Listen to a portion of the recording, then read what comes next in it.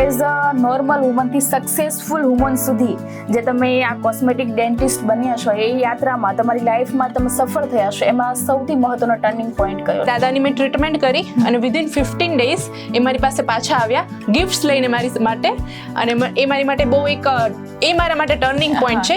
મારું એવું માનવું છે કે તમે તમારું બેસ્ટ આપવાની ટ્રાય કરો, નંબર 1 બનવાની ટ્રાય ના કરો, તો જ તમે તમારી જે ઓળખ તમારે ઊભી કરવી છે એ તમે કરી શકશો. શું એક બ્યુટીફુલ સ્માઇલ છે એ આપણા કરિયરને, આપણા રિલેશનશિપને અને મોસ્ટ ઇમ્પોર્ટન્ટ કે આપણા કોન્ફિડન્સને પણ બદલી શકે છે? કે સ્માઇલ પરફેક્ટ, જેટલી ફેસ બ્યુટી ઇમ્પોર્ટન્ટ છે એટલી જ સ્માઇલ બ્યુટી ઇમ્પોર્ટન્ટ છે.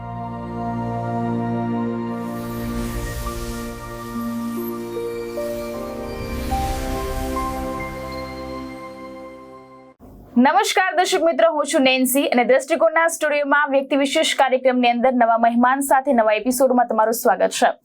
આપણી જીવનની અંદર આપણા બોડીમાં કંઈ પણ થાય છે તો આપણે એના ઉપર ધ્યાન આપતા હોઈએ છીએ, પણ દાંત એક એવી વસ્તુ છે કે જ્યારે જમવાનું બંધ થાય ત્યારે જ આપણે એના પર ફોકસ કરીએ છીએ, વધારે આપણે ધ્યાન નથી આપતા. એવું ફેસનું પણ એવું છે. ફેસ બ્યુટીની અંદર પણ આપણે ધ્યાન ઓછું આપીએ છીએ કારણ કે એને આપણે લેટ ગો કરતા જઈએ છીએ. તો આજે આપણે ઘણી બધી વાતો એના પર કરવાના છીએ અને ખાસ આપણે એવા મહેમાન સાથે ઉપસ્થિત થયા છીએ જે ફાઉન્ડર છે કથિરિયા ડેન્ટલ કેરના, ડોક્ટર પ્રિયંકા કથિરિયા. મેમ, સ્ટુડિયોની અંદર તમારું સ્વાગત છે. Thank you. અને સ્પેશિયલ આજે આપણે કોસ્મેટિક ડેન્ટિસ્ટ સાથે ઘણી બધી વાતો કરવાના છે, તો આ એપિસોડની અંદર લાસ્ટ સુધી જોડાયેલા રહેજો. મેમ, તમારું ઇન્ટ્રોડક્શન અમારા દર્શક મિત્રોને જણાવશો? Hello everyone, I am doctor Priyanka Kathiriya. હું કોસ્મેટિક ડેન્ટિસ્ટ છું. લાસ્ટ 11 યર્સથી આ બ્યુટીફુલ ફિલ્ડમાં પ્રેક્ટિસ કરું છું. જી ma'am. Doctor Priyanka, as a normal વુમનથી સક્સેસફુલ વુમન સુધી જે તમે આ કોસ્મેટિક ડેન્ટિસ્ટ બન્યા છો એ યાત્રામાં તમારી લાઈફમાં તમે સફળ થયા છો, એમાં સૌથી મહત્વનો ટર્નિંગ પોઈન્ટ કયો છે? ઓકે, મારી માટે ટર્નિંગ પોઈન્ટ કોઈ ડિગ્રી કે કોઈ અચીવમેન્ટ કે કોઈ મતલબ મારું ક્લિનિક છે એ નથી, પણ મારી માટે એક અચીવમેન્ટ એ છે કે તમે ટર્નિંગ પોઈન્ટ ગણો, જે બી ગણો, કે આજથી 11 વર્ષ પહેલા મેં જ્યારે ક્લિનિક સ્ટાર્ટ કર્યું તો મારી પાસે એક 80 વર્ષના દાદા આવેલા. તો એમને એક દાંતમાં સોજો લઈને આવેલા, જે એક મોચીનું કામ કરતા હતા. તો એ મારી પાસે આવ્યા, એમણે મને કીધું કે મને આ દાંત બહુ જ દુખે છે, મને આના માટે દવા લખી આપો. તો મેં દાદાને પૂછ્યું કે દાદા, તમને આવું વારે વારે થાય છે કે આ પહેલી વાર છે? તો એ દાદાએ કીધું મને એવરી મંથ થાય છે ને, એવરી મંથ દવા લઉં છું, મને સારું થઈ જાય છે, એટલે મને અત્યારે બી તમે દવા લખી આપો. પછી મેં એમને સમજાવ્યું કે તમે દવા, જે પેઇન કિલર છે, તમે બહુ વધારે ના પી શકો, એ અલ્ટિમેટલી તમારા લીવરને ડેમેજ કરશે. તો મેં એમને કીધું તમે દાંતનું કેવું છે કે તમે ટ્રીટમેન્ટ કરાવશો તો જ સારું થશે. મેં દાદાને આખી પ્રોસિજર સમજાવી, પણ એ દાદાએ મને એવું કીધું કે મારી પાસે એટલા પૈસા નથી કે હું એની ટ્રીટમેન્ટ કરાવી શકું. તો મેં કીધું કંઈ વાંધો નહીં દાદા, તમે પહેલાં ટ્રીટમેન્ટ કરાવો, પૈસા તમારી પાસે જ્યારે સગવડ થાય ત્યારે મને આપજો. કેમ કે જો તમે ટ્રીટમેન્ટ કરાવશો તો તમે સારી એવી રીતે ચાવી શકશો અને તમારી હેલ્થ, મતલબ જેટલું બી જીવશો તો તમારી હેલ્થ સારી રહેશે. કેમ કે જ્યારે આપણે પ્રોપરલી ચાવી ના શકીએ તો પેટની તકલીફો શરૂ થાય છે અને એમાંથી બધી જ તકલીફો શરૂ થાય છે. તો પછી એ દાદાની મેં ટ્રીટમેન્ટ કરી અને વિધિન 15 ડેઝ એ મારી પાસે પાછા આવ્યા ગિફ્ટ્સ લઈને મારી માટે, અને એ મારી માટે એ મારા માટે ટર્નિંગ પોઈન્ટ છે કે હું મતલબ જે પેઇન ફ્રી લોકોને ફીલ કરાવી શકું છું અને એકદમ ખુશ થઈને આવે તમારી પાસે. કે મતલબ અત્યારના ટાઈમમાં જનરલી લોકો એવું ના કે મને પૈસા પછી આપજો, પહેલા તમે ટ્રીટમેન્ટ કરાવી લો.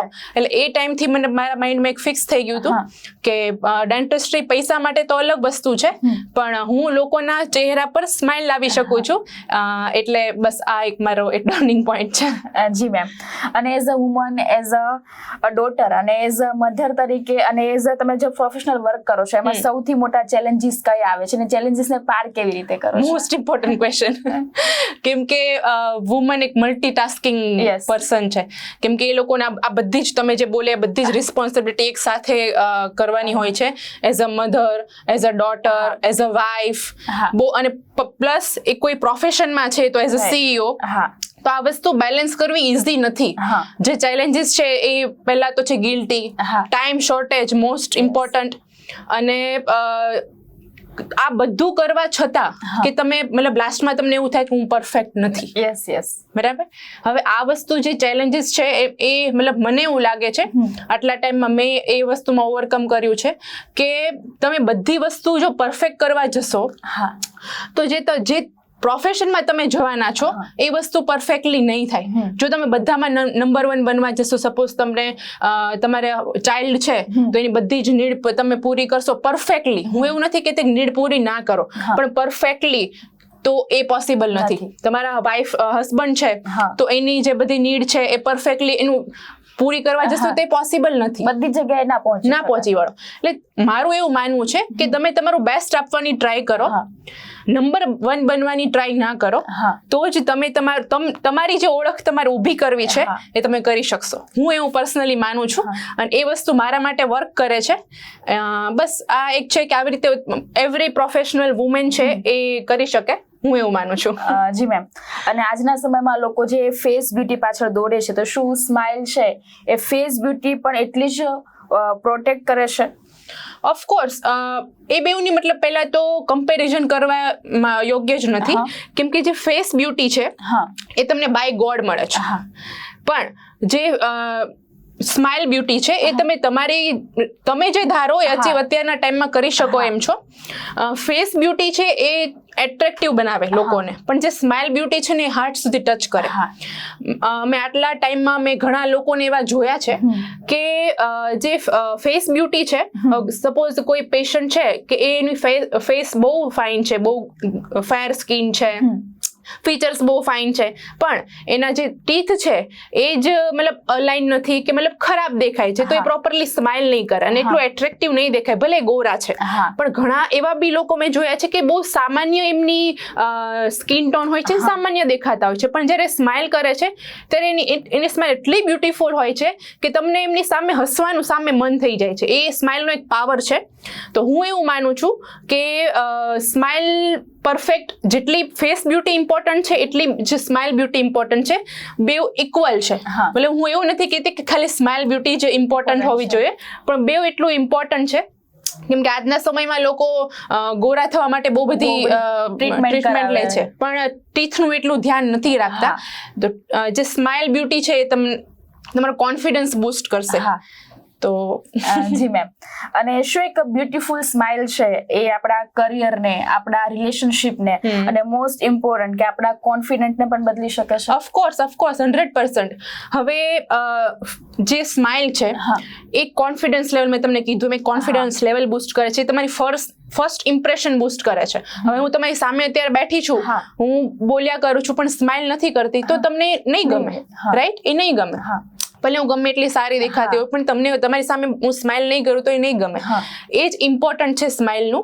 અમારી પાસે ઘણા એવા લોકો આવે છે કે જે મતલબ પ્રોફેશન લેવલમાં હોય છે, કે પછી કોઈ મીટિંગ્સ અટેન્ડ કરતા હોય છે, લોકોની વચ્ચે રહેતા હોય છે, ટીચરના પ્રોફેશનમાં હોય છે, તો એ લોકો પ્રોપરલી મતલબ સ્માઇલ કરતા કે કોઈની સામે પોતાની કોન્ફિડન્ટલી કોઈ વસ્તુ પ્રેઝન્ટ કરતા અચકાય છે. કેમ કે એને એવું લાગે છે કે મારી સ્માઇલ વ્યવસ્થિત નથી, મને ખુદને જ નથી ગમતી, તો એ મતલબ કોન્ફિડન્સ ફીલ નહીં કરે. પછી જ્યારે મારી પાસે આવે છે, હું એમની જે સ્માઇલ છે એ આખી જ ડિઝાઇન કરું છું, એમને ન્યૂ ટીથ આપું છું, ન્યૂ સ્માઇલ આપું છું, તો એ મતલબ એનું જે આખી લાઈફ બદલાઈ જાય છે. કેવી રીતે કે એની વોકિંગ સ્ટાઇલ, સ્પીચ, પછી એનું એક પોતાની જાત પર જોવાનો નજરિયો બદલાઈ જાય છે આખો, એટલે કોન્ફિડન્સ ફીલ કરે છે. બસ આ એક મતલબ મને એવું લાગે છે કે એ 100% કોન્ફિડન્સ બૂસ્ટ કરે છે. અને એવરી પ્રોફેશનલ વ્યક્તિ જે હોય છે એને જો કોન્ફિડન્સ બૂસ્ટ કરવો હોય તો 100% જો એમની સ્માઇલમાં કોઈ ઇશ્યુ હોય તો એ તમારે સ્માઇલ ડિઝાઇન કરાવવી જોઈએ, એવું હું માનું છું. જી મેમ. અને તમારા માટે સફળતા છે એ ટેલેન્ટથી જ આવે છે કે સફળતા માટે કન્સિસ્ટન્સી પણ વધારે મહત્વની છે? ટેલેન્ટ તો જો ટેલેન્ટ શું છે કે તમને શરૂઆત આપે છે, બરાબર, પણ કન્સિસ્ટન્સી તમે રાખશો તો એ તમને જે વસ્તુ જોઈએ છે ત્યાં સુધી તમે પહોંચી શકશો, તમારું જે ડ્રીમ છે અચીવ કરી શકશો. કેમ કે ટેલેન્ટ છે એ બધા પાસે હોય છે. ચલો, ટેલેન્ટ બાય બોર્ન કોઈની પાસે હોતું નથી. એ ટેલેન્ટ તમે મતલબ જે બી તમે નોલેજ છે ગ્રેપ કરો છો, એ તમારું કોચિંગ કે એના થ્રુ ગ્રેપ કરો છો. પણ જો તમે અપ્લાય જ નહીં કરો, તમે કોઈ વસ્તુમાં અપડેટ નહીં થાવ, નવી નવી વસ્તુ નહીં શીખો, તો એનો કોઈ મતલબ નથી. કન્સિસ્ટન્સી મતલબ મને વધારે ઇમ્પોર્ટન્ટ લાગે છે ટેલેન્ટ કરતા. કે મતલબ જે સફળ લોકો છે એ ધીમે ધીમે મતલબ ડેઈલી એના લાઈફમાં ન્યૂ થિંગ્સ લર્ન કરતા હોય છે અને ધીમે ધીમે આગળ વધતા હોય છે. ક્યારેય રાતોરાત કોઈ સફળ નથી બનતું, રાઈટ? અને હું એવું માનું, અને હું અત્યારના યંગસ્ટર્સને એવું કહેવા માંગુ છું કે તમે ધીમે ચાલશો ને તો ચાલશે, પણ તમારી સ્પીડ જે છે એ ઇમ્પોર્ટન્ટ નથી. પણ તમે ટ્રાય કરો છો અને તમે કંઈક નવું શીખવા માંગો છો અને રોજ કરો છો, એ વધારે ઇમ્પોર્ટન્ટ. જે હાર્ડવર્ક કરો છો એ વધારે ઇમ્પોર્ટન્ટ છે.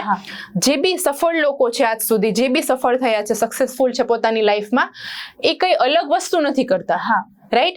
એ સામાન્ય વસ્તુને અસામાન્ય કન્સિસ્ટન્સીથી કામ કરે છે, એટલે એ સફળ છે. એટલે consistency more important than talent. જી મેમ.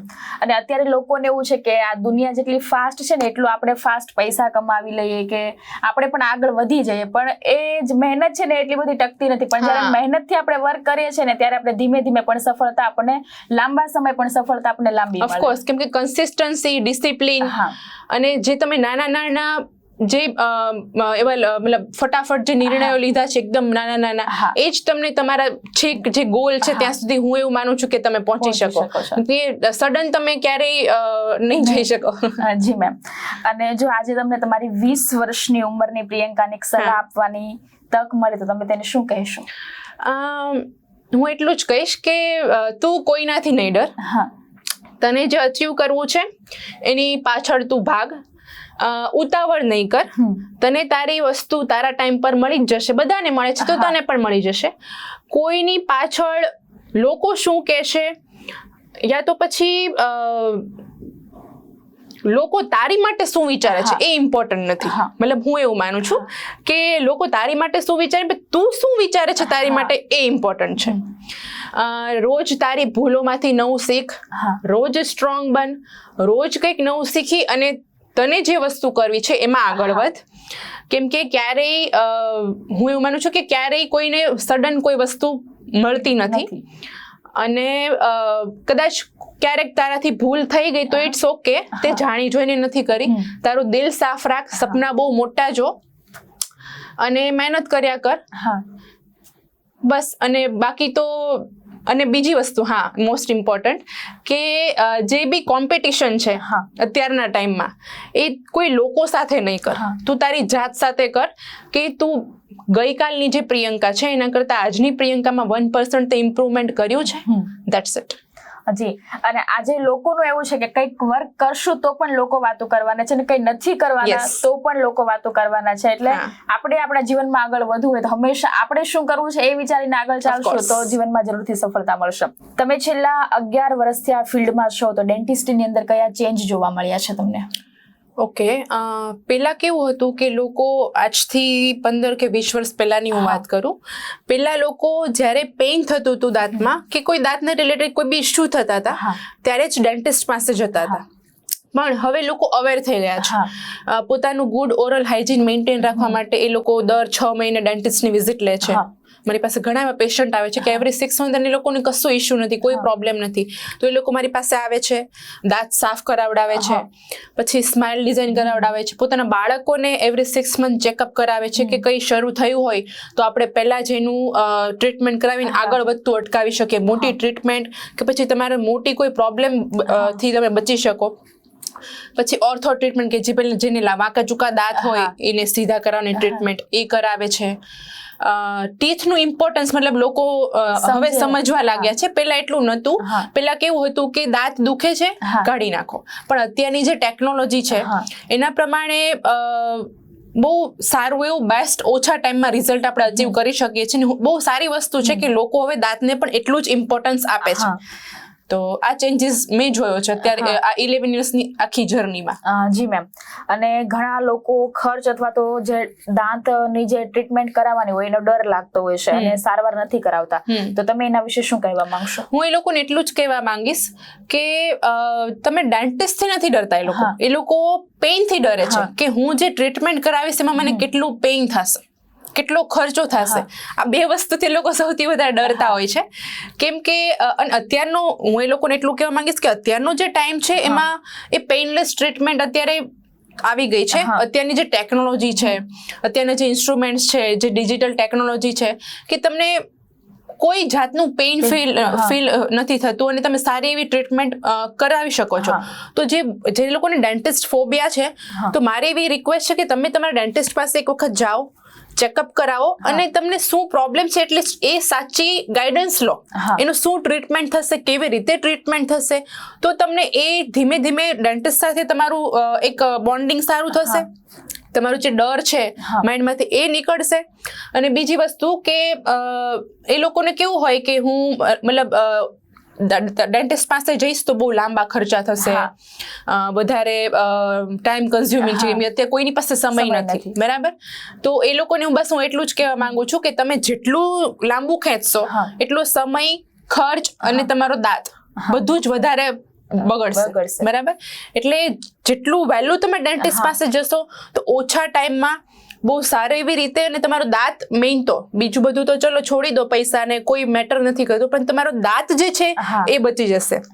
બીજી વસ્તુ કે જીવનમાં આપણને બધી વસ્તુ આપણે ખરીદી શકીએ, પણ બોડીના પાર્ટ્સ કોઈ નહીં ખરીદી શકે. દાંત જો એક વખત જતો રહ્યો તો પછી એ નવો નથી આવવાનો. તો મારા હિસાબથી તમે એની કાળજી લો, બસ. જી મેમ. અને જ્યારે લોકો કથિરા ડેન્ટલ કેર નામ સાંભળે તો ત્યારે તમે ઈચ્છો છો કે તેઓ શું યાદ રાખે તમારા ક્લિનિક વિશે અને તમારા વિશે? ઓકે, સૌથી પહેલા તો મોસ્ટ કમ્ફર્ટેબલ એન્વાયરમેન્ટ. પછી બીજી વસ્તુ છે કે બેસ્ટ ક્વોલિટી ટ્રીટમેન્ટ. ત્રીજી વસ્તુ છે કે એ જે બી કન્સર્ન લઈને આવ્યા છે એ ફૂલફિલ થાય. ધારો કે એમને પેઇન છે તો એનું ક્લિયર થાય, મતલબ સેટિસ્ફાઈડ થઈને જાય, ઇન શોર્ટ. અને ફોર્થ કે કોઈ દિવસ ખોટી કે બીજી કોઈ ખરાબ માર્ગદર્શન કે માહિતી, સલાહ કે કશું નહીં મળે. જી મેમ. જે બી મળશે એ અમારી સાઈડથી બેસ્ટ મળશે. જી મેમ, ચોક્કસથી. મેમ, 20 વર્ષ પછી તમારી દીકરી આ પોડકાસ્ટ જુએ તો તમે એને શું સંદેશો આપવા માંગશો? ઓકે, જો બેટા તું આ પોડકાસ્ટ 20 વર્ષ પછી જુએ છે મને, તો તું લાઈફમાં ગમે એટલી સક્સેસફુલ બની જાય, તને જે તારા ગોલ્સ છે અચીવ થઈ જાય, તને બધી પદ પ્રતિષ્ઠા, તને જે જોઈએ છે બધું જ મળી જાય, પણ એક સારી વ્યક્તિ બનવાનું નહીં છોડતી. કેમ કે લોકો તને તારા સર્ટિફિકેટ્સ, તારા માર્ક્સ, તારી સફળતા એના લીધે તને નહીં યાદ રાખે, પણ તું લોકો સાથે કેટલી દયાવાન છે, કેવી રીતે તેની સાથે વ્યવહાર કર્યો, પછી કેવી રીતે તે તું એની લાઈફમાં તે મતલબ તે કેટલું ઇમ્પોર્ટન્સ આપ્યું. કેમ કે અત્યારે જે પ્રેમ વસ્તુ છે, લોકો પ્રત્યે દયાવાળી કે હેલ્પફુલ, એ સાવ જતી રહી છે. તો મારી એવી ઈચ્છા છે કે તું લોકોના જીવનમાં એક એ વસ્તુ કર કે લોકો તને એવી રીતે યાદ રાખે. ક્યારેય કોઈના પ્રત્યે મતલબ અણગમો, ગુસ્સો કરવાની ટ્રાય નહીં કરીશ. બીજી વસ્તુ કે તને જે જોઈએ છે એ અચીવ કરવા માટે તને જેટલી મહેનત કરવી પડે એટલી કર. તું પણ બીજાની કોપી નહીં કર. તું જે છે એ બન. હું તો ઈચ્છું છું કે તું મારા જેવી પણ નહીં બન, પણ તું તને જે ઠીક લાગે છે તું તારા બેસ્ટ વર્ઝનમાં રહે. કેમ કે દુનિયાને કોઈ બીજી વ્યક્તિની જરૂર નથી, પણ તારી જરૂર છે. તો તું તારા બેસ્ટ વર્ઝનમાં રહે, બીજાની કોપી નહીં કર. અને કોઈ પણ વ્યક્તિ છે તો એ કપડાં, દેખાવ કે કોઈ અચીવમેન્ટ માટે એને યાદ નથી રાખતું, પણ એને જો એક યાદ રાખે છે તો એ પોતાની એને કઈ આઈડેન્ટિટી ઊભી કરી છે, કઈ ઓળખ ઊભી કરી છે. તો હું એટલું જ તને કહેવા માંગીશ કે આ બધી વસ્તુ મેટર નથી કરતી, પણ તું કોણ છો એ મેટર કરે છે. હું તો કહું છું કે તને જે વસ્તુ તારે અચીવ કરવી છે કર, પણ ક્યારે હાર નહીં માનતી, કેમ કે તને જે તારા ગોલ્સ અચીવ કરવા છે એમાં બહુ બધા સેટબેક્સ આવશે.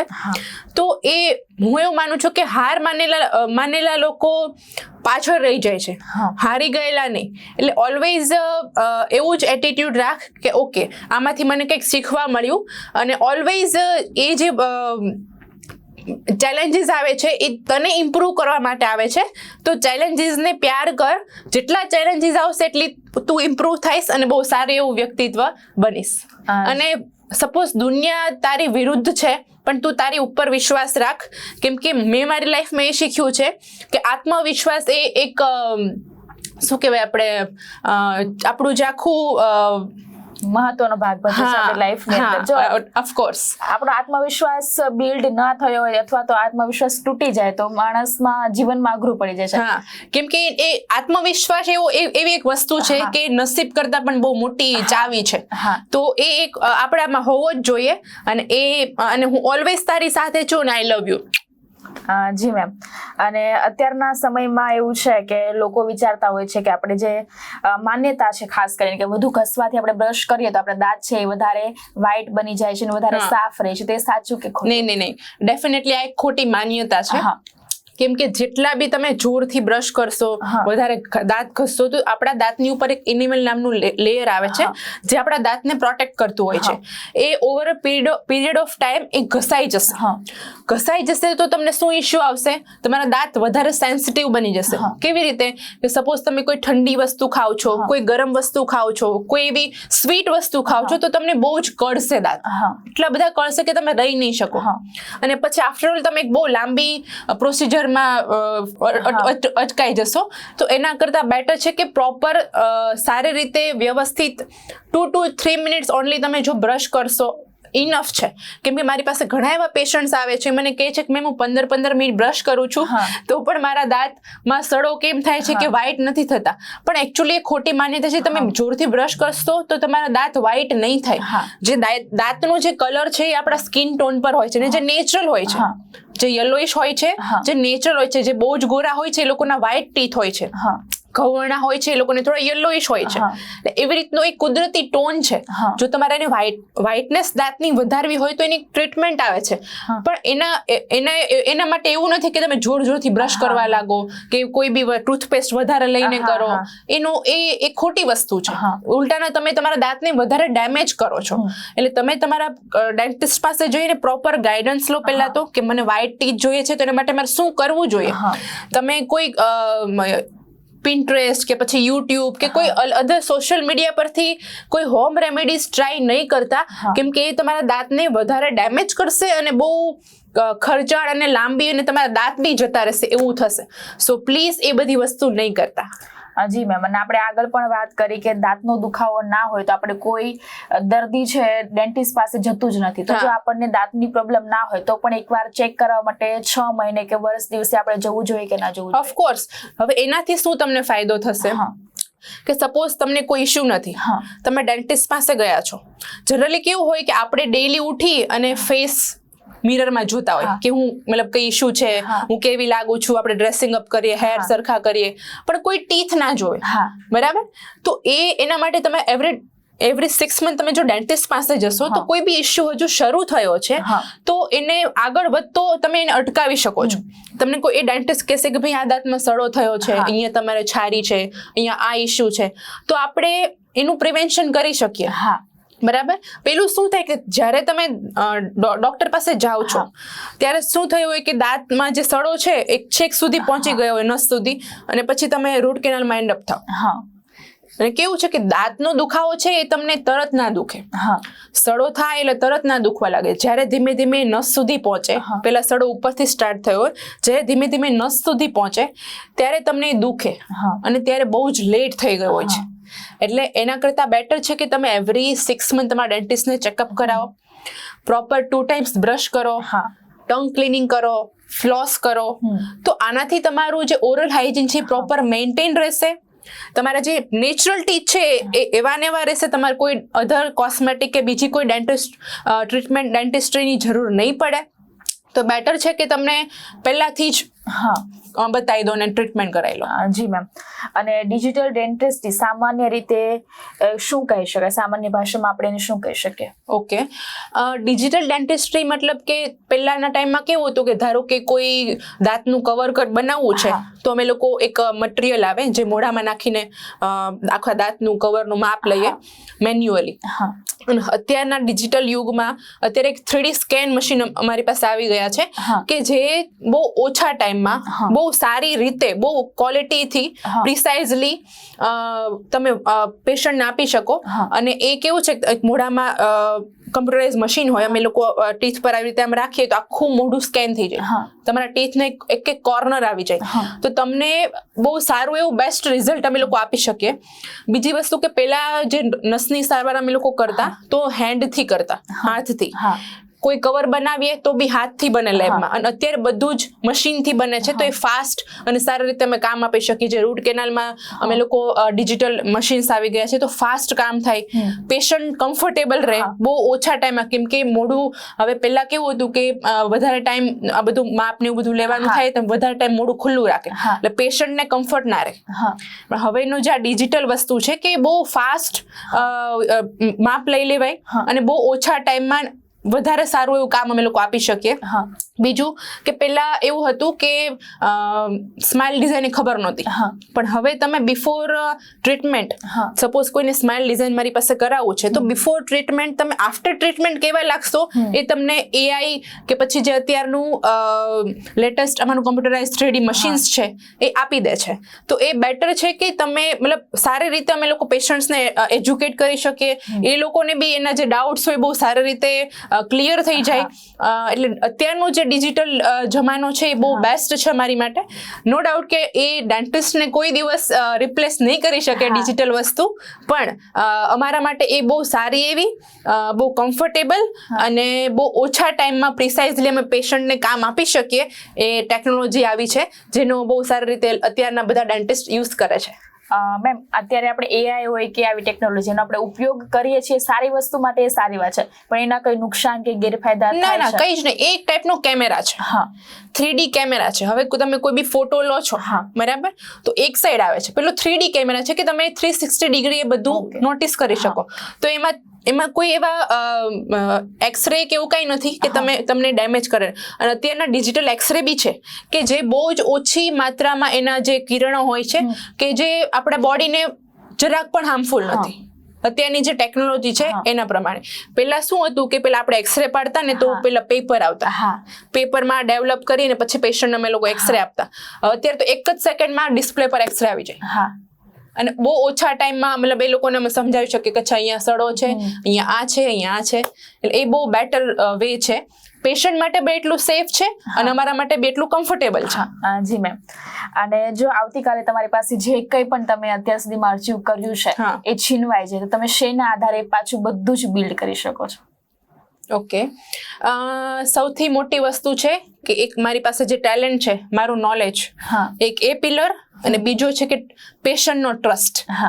આ બે વસ્તુ પર સપોઝ મારી પાસે જે ક્લિનિક છે, મારી જે મારી પાસે પૈસા છે, બધું જ જો છીનવાઈ જાય તો આ બે મારી પાસે એક બહુ મોટા સ્ટ્રોંગ પિલર છે કે જેની પર હું આખું બિલ્ડ કરી શકીશ. કેમ કે અત્યાર સુધીનું જે આખું મારી જે 11 યર્સની જર્ની છે તો એમાં મેં જેટલા બી આઈ થિંક 15,000 અરાઉન્ડ મેં પેશન્ટ ટ્રીટ કર્યા છે. તો એ જે પેશન્ટનો મેં ટ્રસ્ટ બિલ્ડ કર્યો છે એ તૂટવાનો નથી અને કોઈ લઈ પણ નહીં જાય. રાઈટ, બરાબર. જે મારી પાસે નોલેજ છે, હું જે ડેઈલી અપડેટ થાઉં છું, એ ક્યારે મારી પાસેથી છીનવાશે નહીં. તો આ બે વસ્તુ મારી પાસે એટલી સ્ટ્રોંગ છે કે કદાચ મારી પાસે અત્યારે બધું જ જતું રહે, મારું ઇન્સ્ટાગ્રામ અકાઉન્ટ હેક થઈ જાય, મારું ક્લિનિક કોઈ લઈ લે, મારા પૈસા લઈ લે, તો આ બે મારી પાસે બહુ સારી એવી વસ્તુ છે કે હું વધારે સારી રીતે બિલ્ડઅપ કરીશ. કેમ કે અત્યારે હું તમને કહું તો મારું ક્લિનિક પહેલા કતારગામ લલિતા ચોકડી કરીને એક એરિયા છે ત્યાં હતું જૂનું ક્લિનિક. અત્યારે તો મેં બહુ સારું એવું એડવાન્સ ટેકનોલોજીથી ન્યૂ ક્લિનિક બનાવ્યું છે ડભોલી એરિયામાં. તો જૂના જે 11 વર્ષ પહેલાના જે પેશન્ટ્સ છે એ હજુ મારી પાસે આવે છે કેમ કે મારી પર ટ્રસ્ટ છે. અને એના ફેમિલી મેમ્બર્સને બી લઈને આવે છે. એટલે મને એ વસ્તુનો તો ક્યારેય ડર નથી કે મારી પાસેથી આ લોકો આ લઈ લેશે કે છીનવાઈ જશે. કે મને કોઈ અધર ફેલો ડેન્ટિસ્ટ થી બી કોઈ દિવસ ડર નથી કે આ પેશન્ટ આ લઈ જશે કે પેલું લઈ જશે. જેના નસીબમાં જે છે મળવાનું જ છે. બસ તમે તમારું બેસ્ટ આપો. આ મારું માનવું છે. જી, જો ભગવાન તમને 30 સેકન્ડ આપે અને આખી દુનિયા તમને સાંભળતી હોય તો 30 સેકન્ડની અંદર તમે આ દુનિયાને શું કહેવા માંગો છો? Life is too short. So love yourself, love your family. તમારી આજુબાજુના લોકોને લવ કરો. ક્યારે કોઈની પ્રત્યે હેટ નહીં કરો. બધાને તમારાથી જેટલી બને છે એટલી હેલ્પ કરો. કેમ કે આફ્ટર ઓલ એ જ મેટર કરે છે. તમારી પાસે ગમે એટલો પૈસો છે, તમે બહુ સારા દેખાવ છો, તમે બધું અચીવ કરી લીધું છે, એ મેટર નથી કરતું. જ્યારે કોઈ લોકોને હેલ્પની જરૂર છે તો જેટલું બને એટલી સામેના લોકોને હેલ્પ કરો. Be kind and humble to everyone. કેમ કે અત્યારે એ ખોવાઈ રહ્યું છે ધીમે ધીમે. અને અત્યારે સ્પેશિયલી ઓલ ધ વુમન્સ, અને એમાં એમ બી સ્પેશિયલી હાઉસવાઈફ છે, એ લોકોને હું એટલું કહેવા માંગીશ કે તમે બધાનું આખી ફેમિલીનું ધ્યાન રાખવામાં, બધી રિસ્પોન્સિબિલિટી પૂરી કરવામાં તમે તમારી જાતને ક્યાંક ને ક્યાંક ભૂલી જાઓ છો, તમારી જાતનું ધ્યાન રાખતા ભૂલી જાઓ છો. તો હું એવું માનું છું કે 1 કલાક તમારી જાતને પ્રેમ કરો, 1 કલાક તમારા માટે ફાળવો. તમને જે વસ્તુ ગમે છે એ વસ્તુ કરવાની ટ્રાય કરો. અને સ્પેશિયલી જે મેન છે એ લોકોને હું એવું કહેવા માંગીશ કે તમારી લાઈફમાં જેટલી બી વુમેન છે, પછી તમારી સિસ્ટર હોય, તમારી મધર હોય, કે તમારી વાઈફ હોય, કે તમારી ડોટર હોય, એ લોકોને સપોર્ટ કરો, એ લોકોના સપના પૂરા કરવામાં. કેમ કે અત્યારે એ મને એવું લાગે છે કે જો તમે થોડો બી સપોર્ટ કરશો, એને ખાલી સપોર્ટની જરૂર છે. બાકી તો સ્ત્રીને એક શું કહેવાય, સહન શક્તિ અને પછી એક સર્જનાત્મક પાવર આપ્યો છે ભગવાને. એ બહુ સારી વસ્તુ છે અને એ બધું જ કરી શકશે. એ ઘર બી હેન્ડલ કરશે, એ પ્રોફેશનલ એની લાઈફ બી હેન્ડલ કરશે, એના બચ્ચાઓ બી હેન્ડલ કરશે. એનામાં બધો જ પાવર છે. બસ ખાલી એ લોકોને થોડા સપોર્ટની જરૂર છે. That's it. જી મેમ. અને આજે સુરતની અંદર આપણે જોઈએ ને તો કોઈ બી વુમન એવી નથી કે જે અધર વર્ક, હાઉસવાઈફની સાથે બીજું કોઈ વર્ક ના કરતી હોય. 60 થી 70% વુમન એવી છે કે જે પ્રોફેશનલી વર્ક પણ કરે છે અને ઘરે સાથે હાઉસ પણ સંભાળે છે. એટલે એ આપણા માટે પણ એક સારી વસ્તુ છે. Yes definitely. અને જે 30% જે બાકી છે એ લોકોને જે ફેમિલી સપોર્ટ કરે તો એ પણ જરૂરથી આગળ આવશે. Yes definitely. જી મેમ. અને વ્યક્તિ વિશેષ કાર્યક્રમની અંદર આજે આપણે ઘણી બધી આપણા ફેસને રિલેટેડ વાત કરી, આપણા દાંતને રિલેટેડ વાત કરી, જે ફેસ બ્યુટી છે એને રિલેટેડ જે સમસ્યા હતી એની લઈને આપણે વાત કરી. અને સમજવા જેવી ઘણી બધી વાતો મેમ તમે આજે જે જણાવી છે, અમારા દર્શક મિત્રોને આજે નોલેજ મળ્યું છે તેના થકી ખૂબ ખુશ થશે. અને વ્યક્તિ વિશેષ કાર્યક્રમની અંદર નવા મહેમાન સાથે, નવા પોડકાસ્ટ સાથે ફરી પાછા મળીશું. ધન્યવાદ.